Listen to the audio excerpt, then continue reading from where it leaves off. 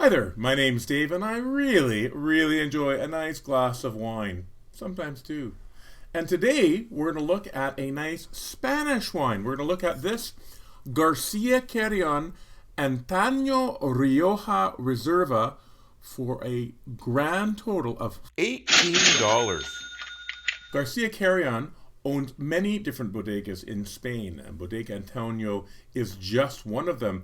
Even so, it is a very large winery in the Rioja Alavesa. Remember, there are three different areas of Rioja, and Rioja Alavesa seems to be a pretty popular one for a lot of producers.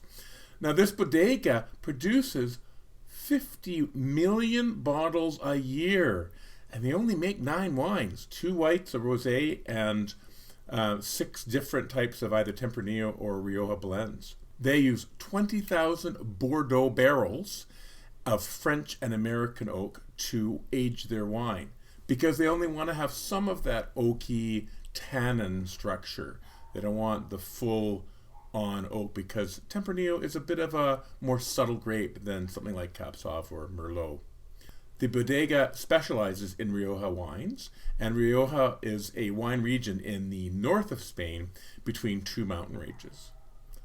In 1991, Rioja became the first DOC in Spain, and that is a very important qualification in Europe. Getting your DOC or DOP, depending on which country you're in, is very important because that is a real indicator of quality.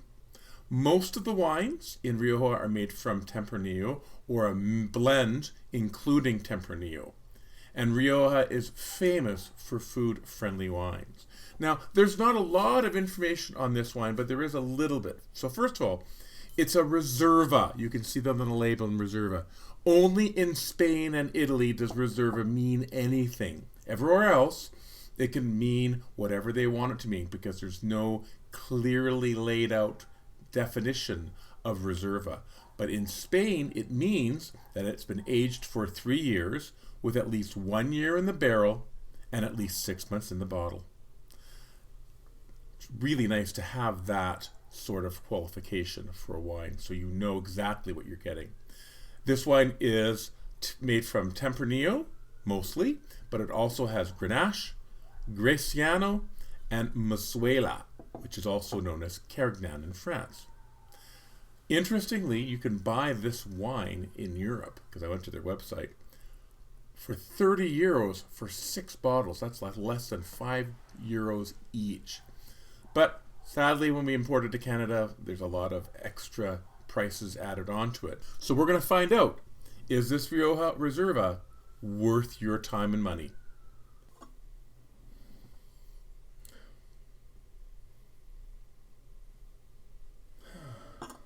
Clear, medium intensity, ruby with a little bit of garnet around the edges.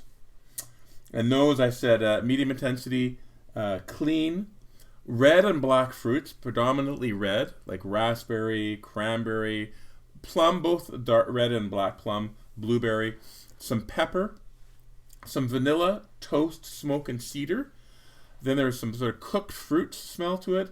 And then aging, there was like leather, and a general earthiness, tobacco, and even some wet leaves. Nice smells though, lots going on. Oh, yeah.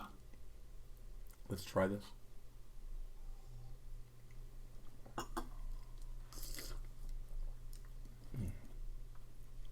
Dry, medium plus acidity, medium tannins, medium alcohol. It's 13.5, so it's right on the thing between medium and high. Medium body, medium plus intensity of flavor, and a medium or medium plus finish. I thought most of the flavors that we've discovered or most of the aromas that we discovered were in the flavors.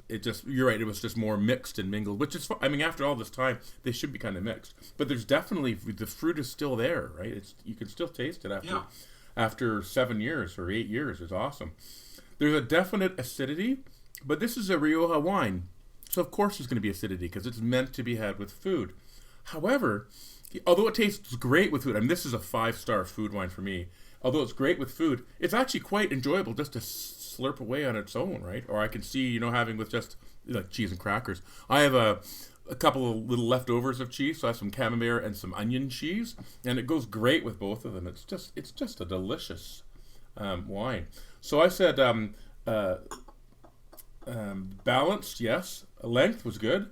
Intensity was great, and complexity, yeah, it's still a complex wine, and so I rated it as very good as well.